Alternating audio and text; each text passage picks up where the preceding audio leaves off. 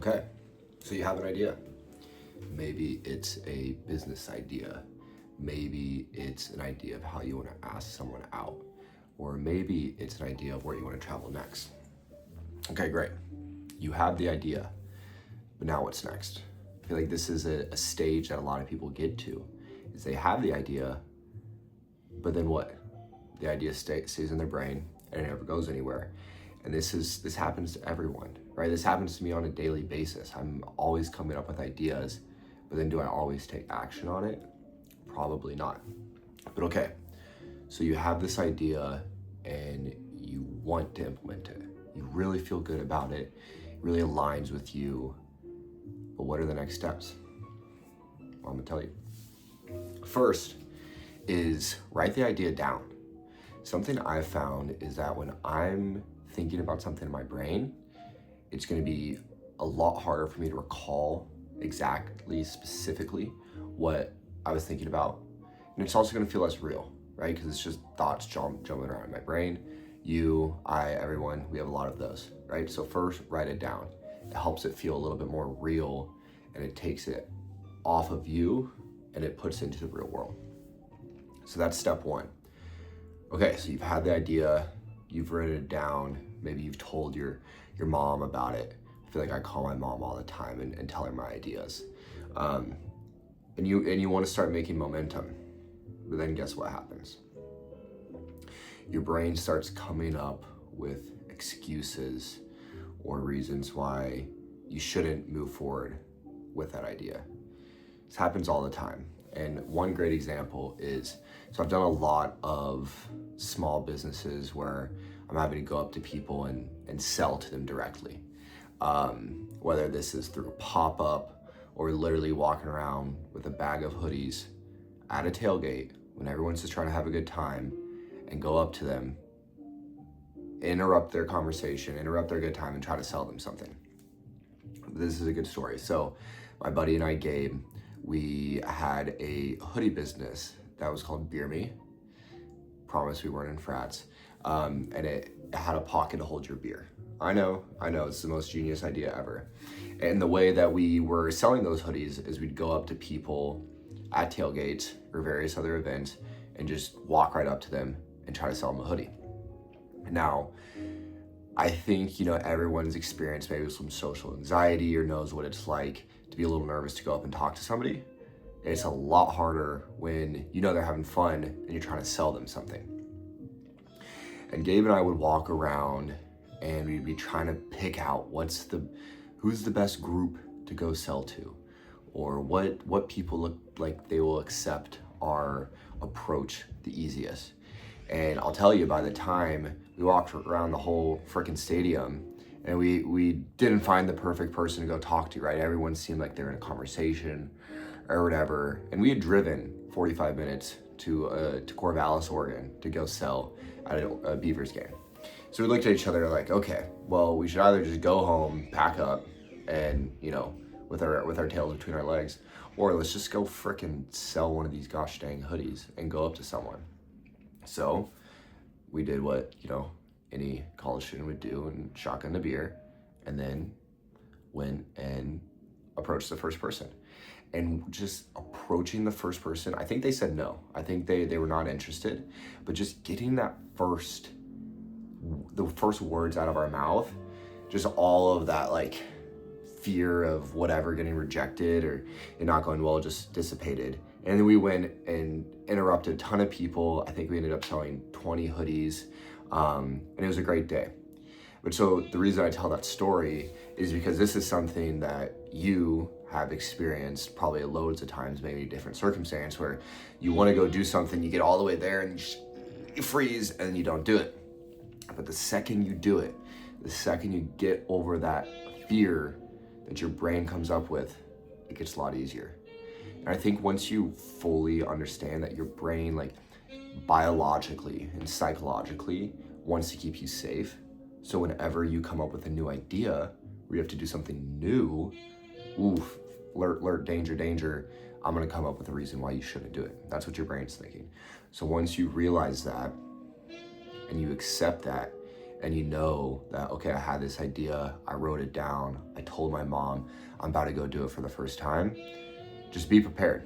Some BS excuse is gonna come up, but okay. So now you've made the first move. It feels a lot better now, right?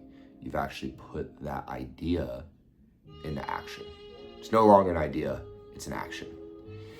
But this is also where I myself have had a lot of ideas or side hustles or whatever die. Because you get in this lull of like, you have such this rush of adrenaline, you came up with the idea, you made an action on it, and it feels real, and you're kind of just like euphoric. And in my circumstance, I'm kind of referring to more businesses, because I've started and failed a lot at starting businesses, but this could also apply to anything, right? Big travel trip, whatever. But you have the idea, you make an action, oh my God, it feels great, I'm the next Zuckerberg. And it's a euphoric high. And then that euphoric high of that first action goes away. And then it comes to consistency, right? You had that first high, you're like, oh my God, this is great. This is gonna be a great trip, it's gonna be a great business. But then when you have to do that same thing, you have to go up to those people at the tailgate for the 5th time, the 6th time, it gets a lot harder, right? And that's where building the habit of being consistent is the ultimate hack to making any idea come into reality, or turn any idea into reality. You can write it down, you can make those first steps, which most people don't get that far. So if you got that far, that's great. But then it comes into consistency. And in modern world, we're all kind of wired. We go on LinkedIn, we go on Instagram, we see all these people having all this success, and that wires our brain to expect immediate success. But literally nobody who's had any sort of personal, spiritual, financial success at all, it did not just come right away. So if you're someone who thinks anything worthwhile comes from luck or overnight and doesn't come from hard work, well, you're delusional and you're just flat out wrong. But so this is why you need to be consistent. And even if you're consistently messing up, that is a heck of a lot better than consistently doing nothing, right? I was just watching a YouTube video, and I thought this thing that the person I was watching said was great was, if you consistently are failing, well, then you can get better, right? You have something you can improve on. But if you're consistently doing nothing, there's nothing to improve on.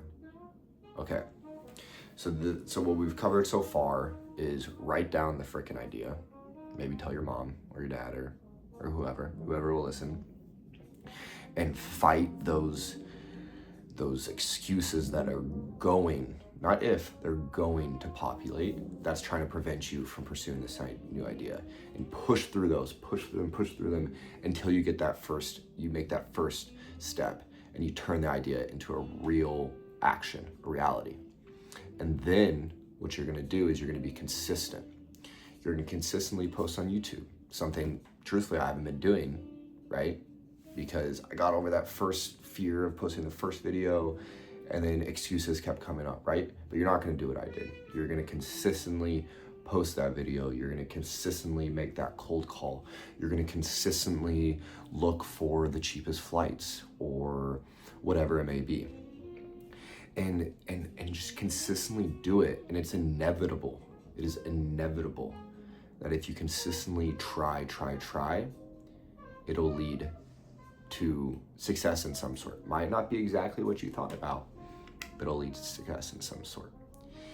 The reason I'm so fired up about this right now at 9:45 at night, almost my bedtime, is because recently I've had so many ideas of the life I want to live, right? And how I want to get there. And a lot of times, yes, I'm a business bro. It's about businesses.